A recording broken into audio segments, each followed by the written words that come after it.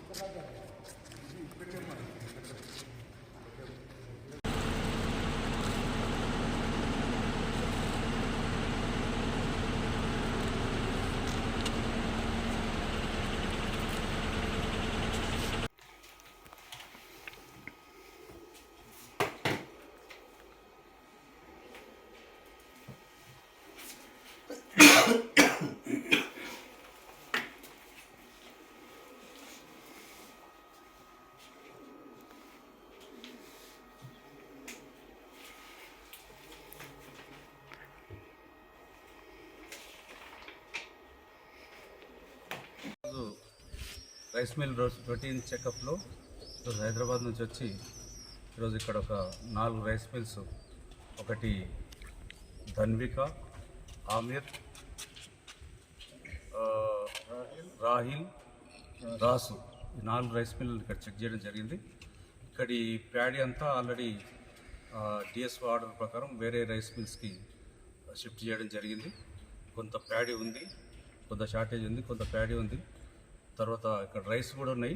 ఆ రైస్ కూడా PDS rice కింద సస్పెక్ట్ చేస్తా ఉన్నాం. ఆయన డీటీకి హ్యాండ్ ఓవర్ చేసినాం.